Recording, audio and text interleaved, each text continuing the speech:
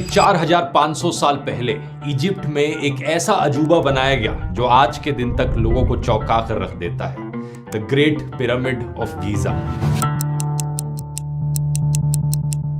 147 metre की height पर बना इंसानों के द्वारा बनाई गई ये सबसे ऊंची चीज थी करीब 4000 सालों तक। इतने भारी भरकम पत्थर इसे बनाने के लिए इस्तेमाल किए गए थे कि इस पूरे पिरामिड का वजन 6 मिलियन टन बताया जाता है। इसे आप कंपेयर करो आज के दिन की सबसे ऊंची इमारत बुर्ज खलीफा से, जिसका वजन सिर्फ 5 लाख टन है। सबसे हैरान कर देने वाली चीज यहाँ पर यह है कि आखिर इसे बनाया कैसे गया, क्योंकि उस जमाने में लोगों के पास कोई क्रेन्स नहीं थी, कोई बुलडोजर्स नहीं थे, कोई बड़ी टेक्नोलॉजी नहीं थी, यहाँ तक कि इन लोगों के पास व्हील्स तक नहीं थे, पहिए भी नहीं थे इन लोगों के पास। लेकिन फिर भी इन लोगों ने एक ऐसा मॉन्यूमेंट बनाया जो आज के दिन तक खड़ा है। सोचकर देखो, 4500 साल तक कोई बिल्डिंग बनी रहे, इतनी जलती हुई गर्मी में तूफान आए, बारिश आए, वेदरिंग हुए, दुनिया में कोई भी इतनी बड़ी, इतनी पुरानी चीज नहीं है जो आज तक सरवाइव कर पाई हो। तो आखिर कैसे हो पाया ये सब? आइए समझते हैं दोस्तों इस पिरामिड का रहस्य आज के इस वीडियो में।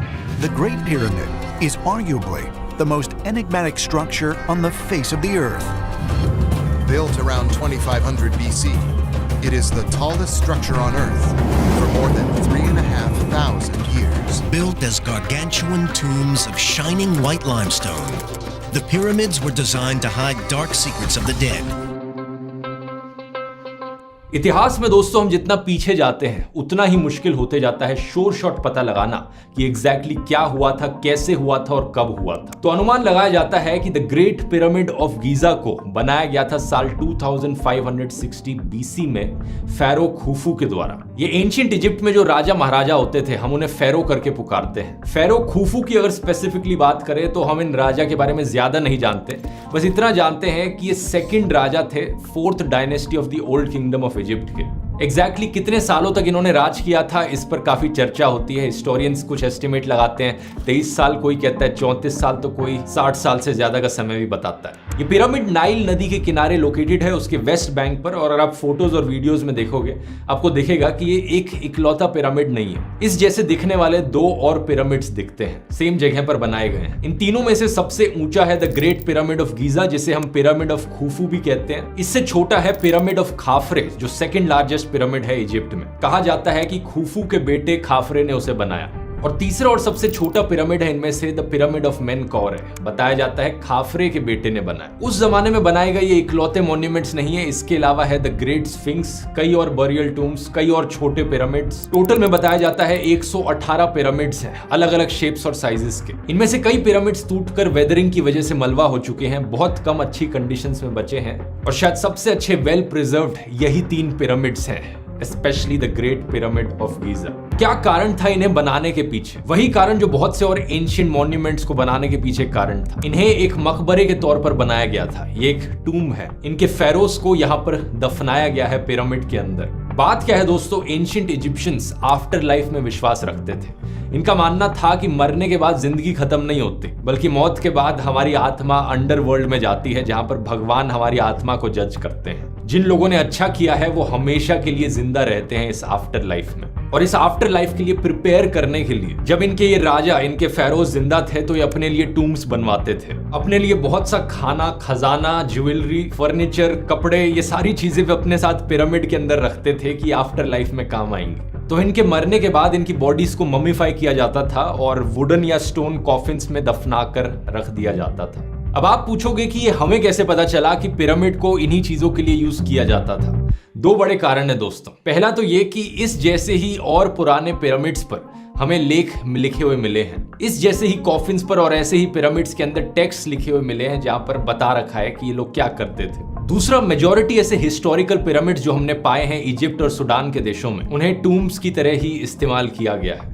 लेकिन क्योंकि specifically great pyramid of Giza के अंदर अपने अंदर इस पिरामिड के कोई सब्सटैंशियल एविडेंस नहीं मिला इन चीजों का, तो लोग अपनी ऑल्टरनेटिव थ्योरीज बनाते हैं। इस ग्रेट पिरामिड के अंदर जब आर्कियोलॉजिस्ट गए तो उन्हें सिर्फ 3 रेलिक्स मिले और एक खाली कॉफिन मिला। ये ताबूत माना जाता है कि खुफू का था और बाकी और जो खजाना और ज्वेलरी इसके आसपास होनी चाहिए थी, अज्यूम किया जाता है कि इतने सालों में कोई उसे लूट कर लेकर चला गया। तो जो लोग इससे डिसएग्री करते हैं उनकी ऑल्टरनेटिव थ्योरीज बड़ी ही अजीबोगरीब है। एक बड़ी पॉपुलर थ्योरी जो सुनने में आती है वो ये है कि ये ग्रेट पिरामिड एक पावर प्लांट था जिससे बिजली जनरेट हो सकती थी। जो लोग इसमें मानते हैं वो कहते हैं कि एंशिएंट इजिप्शियन लोग बड़े ही टेक्नोलॉजिकली एडवांस थे, वो ऑलरेडी बिजली बनाना सीख चुके थे। इस थ्योरी के एविडेंस के तौर पर क्या बताया जाता है, कुछ पुराने जमाने के इनके आर्ट वर्क्स दिखाए जाते हैं। इनके पुराने टेम्पल्स की दीवारों पर कुछ इस तरीके के आर्ट वर्क्स पाए गए हैं जिसे कुछ लोग देखकर कंक्लूड करते हैं कि यहाँ पर एक लाइट बल्ब बना रखा है इन्होंने। तो लाइट बल्ब इन लोगों ने पहले ही इन्वेंट कर लिया था और पता नहीं उसके बाद क्या हुआ इसका। मैंने बार बार बताया कि ऐसी कंस्पिरेसी थ्योरीज तब बनाई जाती हैं जब सब्सटैंशियल एविडेंस किसी चीज को लेकर नहीं होता, लेकिन ये कंस्पिरेसी थ्योरीज अक्सर इतनी अजीबोगरीब होती हैं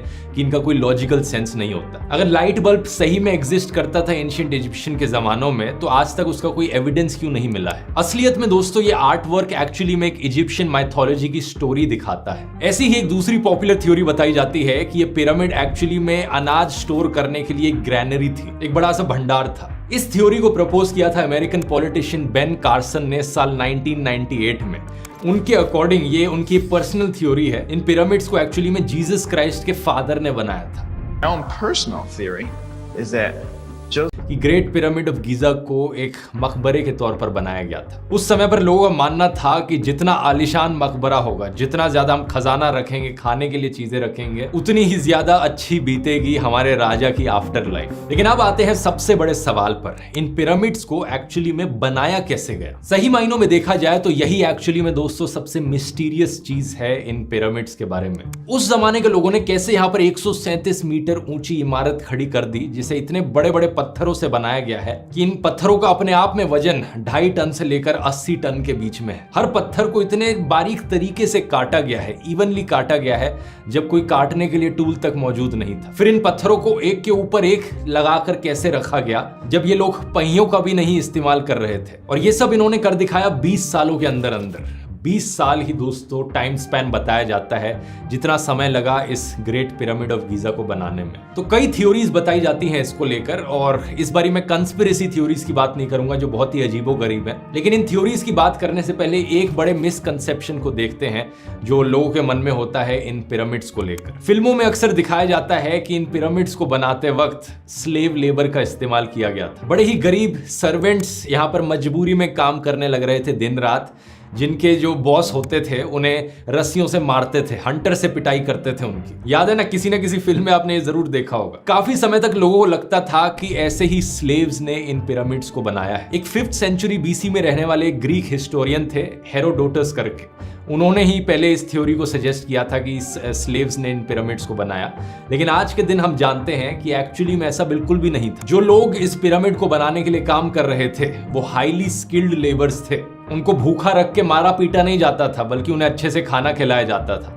इनफैक्ट इतने अच्छे से खाना खिलाया जाता था कि एवरेज इजिप्शियन सिटीजन जो उस समय में रहता था उससे ज्यादा हट्टे कट्टे वेल फेड लोग थे ये लेबर्स। ये लोग शहरों में रहते थे कंस्ट्रक्शन साइट के पास। इसके अलावा अलग अलग सीजन्स में इन्हें अलग अलग कम्युनिटी के मेंबर से सपोर्ट भी मिलता था। जैसे कि फार्मर्स, अगर किसान लोग खेती नहीं कर रहे होते थे, अपने फ्री टाइम में आकर कंस्ट्रक्शन में हाथ बटा देते थे। एक तरीके से पूरे किंगडम में रहने वाले सारे लोग काफी यूनाइटेड थे इस नेशनल प्रोजेक्ट के सक्सेस को लेकर। वो अपने राजा में बहुत विश्वास करते थे। टोटल में देखा जाए करीब 20 से 30 हजार वर्कर्स लगे इसकी कंस्ट्रक्शन में, जिन्होंने 10-10 घंटे दिन में काम किया इस ग्रेट पिरामिड ऑफ गीजा को बनाने के। कंस्ट्रक्शन मटेरियल की बात करी जाए तो करीब 5.5 million ton limestone, 8000 ton granite और 5 लाख टन मोर्टार का इस्तेमाल किया गया। ज्यादातर ये पत्थर आए थे आसपास के एरिया से ही, ज्यादा से ज्यादा दूर ये सदर्न इजिप्ट के रीजन से आए थे जो कि 800 किलोमीटर दूर था। अब सवाल ये कि इन पत्थरों को काटा कैसे जाता था। कॉपर उस समय में सबसे कॉमन मेटल इस्तेमाल किया जाता था, तो जो टूल्स बनते थे वो कॉपर के बनते थे। जो ज्यादा हार्ड पत्थर होते थे ग्रेनाइट के, उन्हें ये तोड़ते थे डॉलराइट का इस्तेमाल करके। कई तरीके इनके काफी यूनिक होते थे, जैसे कि पत्थरों के अंदर ये क्रैक्स और होल्स को ढूंढते थे और हथौड़े से उसके अंदर वुड के बने हुए वेजेस डाल देते थे जो पानी के अंदर सोक किए गए थे। जैसे वो पत्थर पानी को एब्जॉर्व करता, ये वेजेस जो हैं वो और एक्सपैंड हो जाते और वो पत्थर टूट जाता। लेकिन सबसे बड़े सवाल पर आए, इन पत्थरों को मूव कैसे किया जाता था। उस समय पर व्हील्स कार्ट्स में इस्तेमाल नहीं किए जाते थे, तो कोई गाड़ी सी मशीन नहीं थी कि नीचे पहिए लगाए, उस पर पत्थर डाला और हिलाकर लेकर चले गए। सबसे प्लॉजिबल थ्योरी है यहाँ पर, इतनी दूर से पत्थरों को लाने के लिए ये राफ्ट सी बनाते थे जो नदी पर तैरती थी। उसके बाद जब पत्थर पिरामिड के पास आ गया, एक के ऊपर एक पत्थर रखने के लिए ये स्लेजेस का इस्तेमाल करते थे गीली मिट्टी में। ये एक बड़ी इंटरेस्टिंग थ्योरी है जो बहुत ही रिसेंटली पता चली है, 2014 में एक स्टडी करी गई थी। और इस थ्योरी का बेसिस है एक्चुअली में एक पेंटिंग जो कि पाई गई थी जेहुतीहोटेप के टूम पर। ये टूम काफी बाद का है, 1900 बीसी का है, लेकिन इस पेंटिंग में आप देख सकते हैं करीब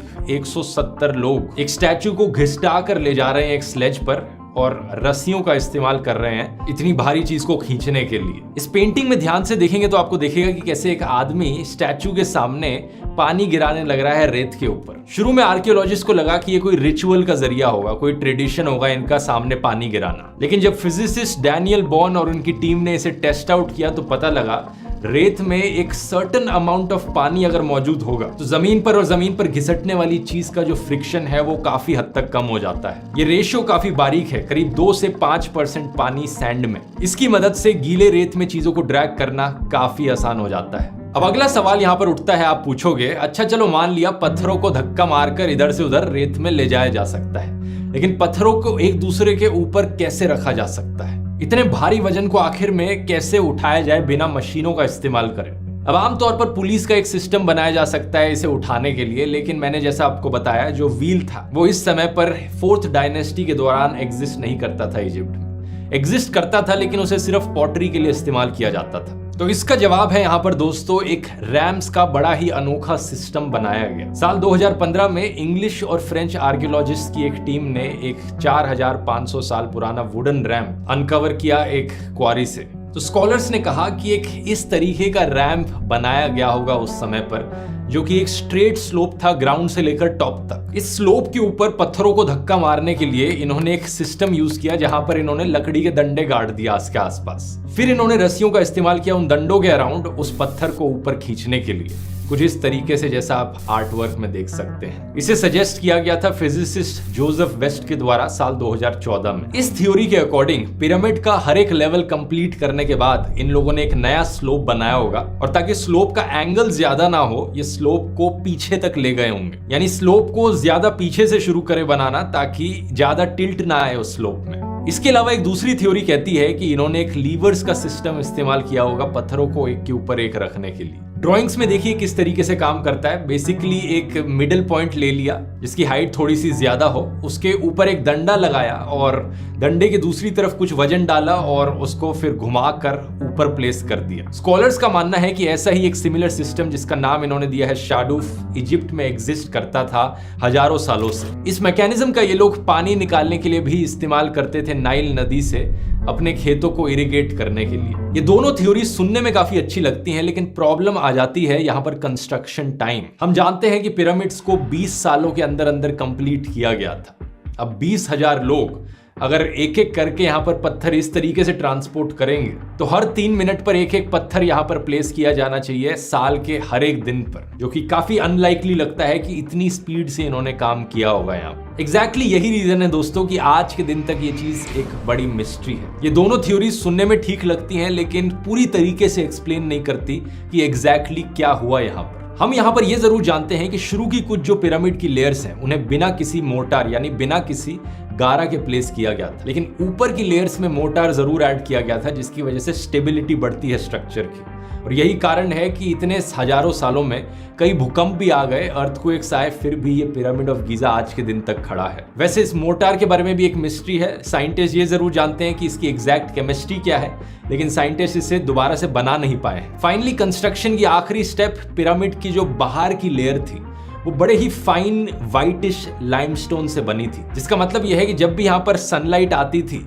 ये सारे पिरामिड्स बहुत ही वाइट कलर के चमकते होंगे। ये एक ऐसी चीज है जो इतने हजारों सालों बाद टूट गई है। ये बाहर की लेयर वॉर्न ऑफ हो चुकी है खुफू और मेनकाउरे के पिरामिड से, लेकिन खाफरे के पिरामिड में ऊपर ऊपर आप थोड़ा सा अभी भी देख सकते हैं इस लेयर को। अब कंस्ट्रक्शन से आगे बढ़कर इन पिरामिड्स के डिजाइन पर आए तो ये भी बड़ी फैसिनेटिंग चीज है। क्या आप जानते हैं इन पिरामिड्स को इस तरीके से डिजाइन किया गया है कि इनकी चारों directions north east south west में एग्जैक्टली पॉइंट कर रही हैं। एक बहुत छोटा सा एरर है यहाँ पर, 1 to 1/15 of 1 डिग्री का एरर है, जो कि बहुत थोड़ा एरर होता है। ऑलमोस्ट यही मान लो कि बड़े ही एक्यूरेट तरीके से चारों डायरेक्शंस की तरफ पॉइंट कर रहे हैं। कैसे हो सकता है? उस वक्त कोई कंपास मौजूद नहीं था, कोई मॉडर्न टेक्नोलॉजी नहीं थी, जीपीएस टेक्नोलॉजी नहीं थी। तो एक बार फिर से रिसर्चर्स ने अपनी थ्योरेटिकल एक्सप्लेनेशंस देने की कोशिश करी है कि इजिप्शियंस ने इतना हाई लेवल ऑफ प्रिसिशन कैसे अचीव किया। एक पॉपुलर थ्योरी इसको लेकर बताई जाती है ऑटम इक्विनॉक्स की, जब धरती का टिल्ट इस तरीके से हो जाता है कि दिन और रात एग्जैक्टली इक्वल होते हैं। जमीन पर पड़ने वाली शैडो बिल्कुल स्ट्रेट लाइन में होती है ईस्ट और वेस्ट डायरेक्शन की। अगर इजिप्शियंस ने इस तरीके का इस्तेमाल किया था तो जो डिग्री ऑफ एरर उनकी कैलकुलेशंस में आया था, वही डिग्री ऑफ एरर इस शैडो में भी मौजूद होता है जब ऑटम इक्विनॉक्स होता है। तो दूसरी थ्योरी यहां पर बताई जाती है कॉन्स्टेलेशंस को लेकर। आसमान में जो तारे हैं उनकी डायरेक्शंस को देखकर यहां पर इजिप्शियंस ने अपने डिजाइन को अलाइन किया। 1989 में रॉबर्ट बॉवेल, एक ऑथर और इजिप्टोलॉजी एंथुसियास्ट, इन्होंने अपनी एक ओरियन कोरिलेशन थ्योरी बनाई। इन्होंने कहा जो 3 पिरामिड्स ऑफ गीजा हैं वो एक्चुअली में ओरियन बेल्ट के जो तारे हैं उनके 3 तारों के स्ट्रेट लाइन में अलाइंड हैं। इनका कहना है कि अलाइनमेंट इंटेंशनल थी और एंशिएंट इजिप्शियंस जानते थे एस्ट्रोनॉमी के बारे में। वो तारों को रात में ट्रैक करते थे और उन्हें स्टडी करते थे। उसके अकॉर्डिंग वो कुछ अपने क्रॉप्स को भी सर्टेन अलग अलग टाइम्स पे हार्वेस्ट करते थे। हिस्टोरियंस का मानना है कि एक फ्रिंज थ्योरी है। फ्रिंज का मतलब जो भी मेन स्ट्रीम नहीं हो। कुछ पॉइंट्स जो इस थ्योरी के खिलाफ दिए जाते हैं कि तीनों पिरामिड्स एक टाइम पर प्लान नहीं किए गए थे, ना ही एक टाइम पर बनाए गए थे। और 1999 में जब एस्ट्रोनॉमर्स ने एक्चुअली में इस थ्योरी को टेस्ट आउट किया और ओरायन कॉन्स्टेलेशन के स्टार्स को देखा तो पता चला कि एग्जैक्टली पिरामिड्स अलाइन नहीं करते हैं उसके अकॉर्डिंग। और बात यह है कि एक्चुअली में जो कॉन्स्टेलेशन है वो थोड़ा हिल गया है इतने हजारों सालों बाद। स्टार्स की अलाइनमेंट वो सेम तरीके से नहीं है जो आज के दिन हम देखते हैं। ये थ्योरी यहां पर बतानी जरूरी है क्योंकि एक क्लासिक केस है जहां पर इंसान पैटर्न्स ढूंढने की कोशिश करते हैं, चाहे पैटर्न्स एग्जिस्ट करते भी ना हो। जब चीजों का ठोस सबूत हमारे पास मौजूद नहीं है, एग्जैक्ट एक्सप्लेनेशन नहीं है, तो हम अपने आइडियाज बनाते हैं और कहीं पर भी कोई लिंक मिल जाए तो हम उसे सच मान बैठते हैं। इसी चीज को ही एक और नए लेवल पर ले जाओ और एग्जैजरेट कर दो तो और अजीबोगरीब थ्योरीज बनकर आती हैं। लोग कहते हैं कि एलियंस ने इन पिरामिड्स को बनाया है क्योंकि ये पॉसिबल ही नहीं है कि इंसानों ने ये किया होगा। मेरी राय में ऐसी अजीबोगरीब थ्योरी साइंटिफिक थिंकिंग के खिलाफ जाती हैं। ये एक शॉर्टकट तरीका है बस किसी तरीके से कुछ सॉल्यूशन निकालने का जब हमें सॉल्यूशन मिल नहीं रहा है। तो बेहतर ये है कि हम एक्नॉलेज करें कि ये चीजें हमें पता है और जो चीजें नहीं पता हमें उन्हें हम क्लियरली सामने रखें ताकि आगे आने वाली पीढ़ियां, आगे आने वाले आर्कियोलॉजिस्ट, हिस्टोरियंस इस चीज में रिसर्च कर पाएं और कोई कंप्लीट सॉल्यूशन और एक्सप्लेनेशन यहां पर दे पाएं इन मिस्ट्रीज को लेकर। बहुत बहुत धन्यवाद।